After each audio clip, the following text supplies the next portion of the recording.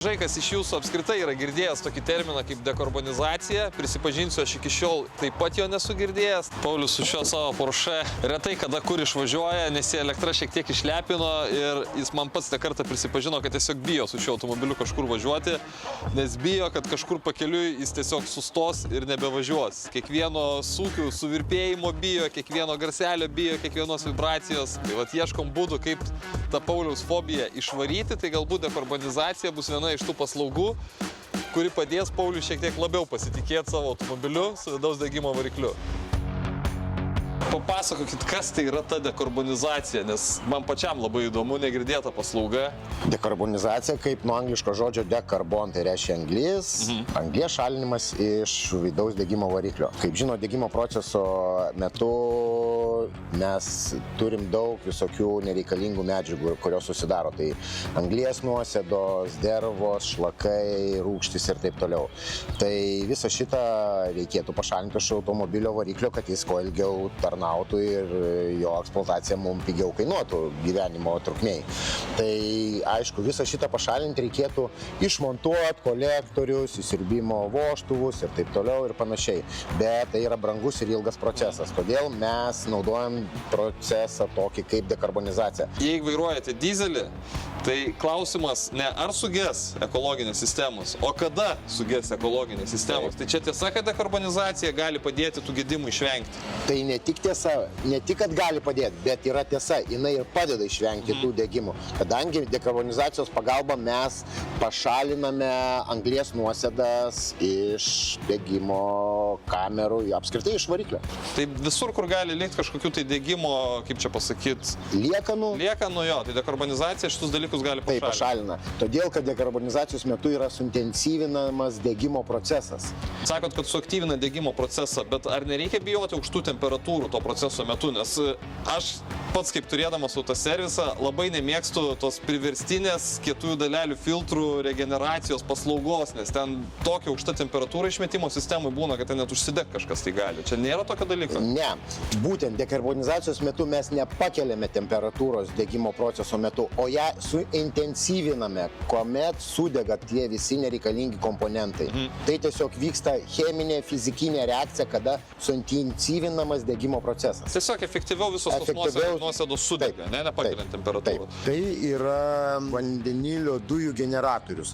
Elektrolizės metu vanduo skaidomas į vandenilio dujas ir deguonį. Su šituo aparatu pagamintas dujas paduodame tiesiog į variklio vidų. Turi mūsų mylimą Volvo gamintoją, dizelinę, ne? Taip, dizelinį automobilį. Pamatuosim jam dūmingumą, turėsim rezultatus ir jeigu rezultatai mūsų netenkins, atliksim dekarbonizaciją ir po to vėl pamatuosim dūmingumą. Taip, dabar turim automobilį Volvo ir jam padarysim dūmingumo matavimą.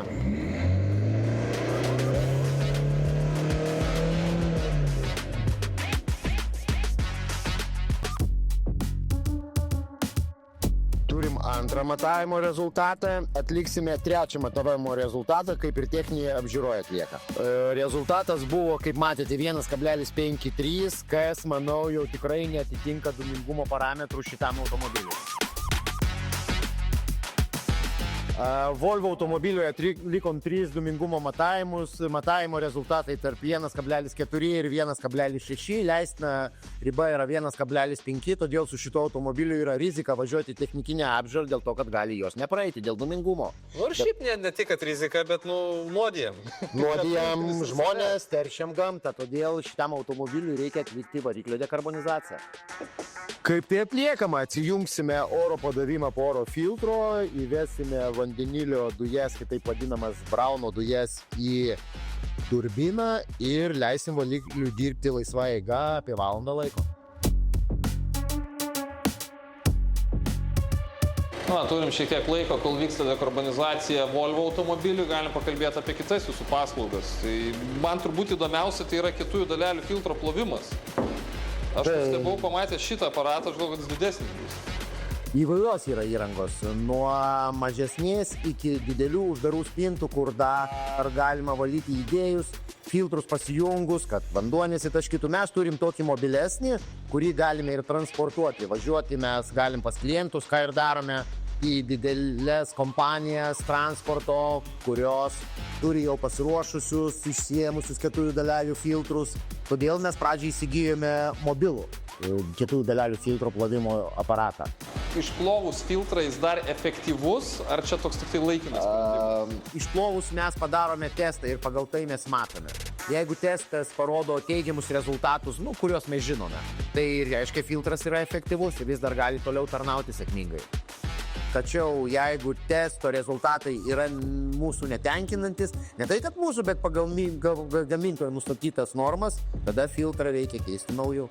Tai va dabar kaip tik turime paruoštą kietųjų dalelių filtro plovimui, prisijungiam vandens padavimo žarnas, čia mes turim pašildytą vandenį iki tam tikros temperatūros, supilta chemija, plytelė pritaikyta filtram plauti ir paleisim plovimo procesą. Procesas vyksta uždarų ratų, mes absoliučiai neteršiam gamtos, nepapuola jokios medžiagos į išorę ir mes taip tausojam tik tai gamtą.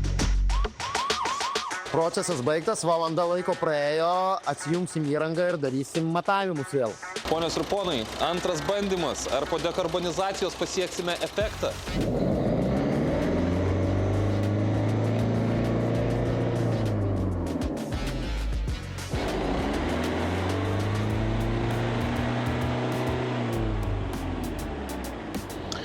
Nulis 0,03, kai buvo tarp 1,4 ir 1,6.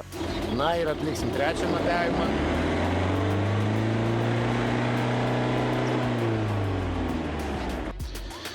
Na va, rezultatai kalba patys už save. Aš iš tikrųjų žiūrėjau iš pradžių skeptiškai, bet pamatęs skaičius ir kas svarbiausia, dar pamačiau, kad iš duslintuvo tikrai realiai dūmų nebeliko. Tai rezultatų likau nustebęs. Kokiem automobiliam ir kaip dažnai jūsų manimų reiktų atlikti dekarbonizaciją?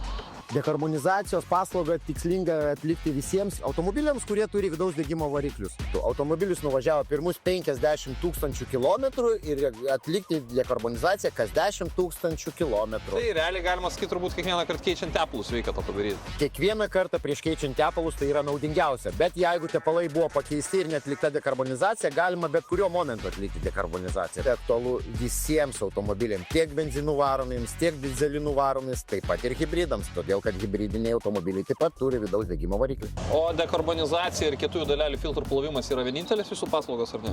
Ne, mes taip pat atliekame automobilių galios didinimą, atliekam ekologinių sistemų remonto, tokių kaip AdBlue, katalizatorių, DPF, EGR, atliekame automobilių diagnostiką.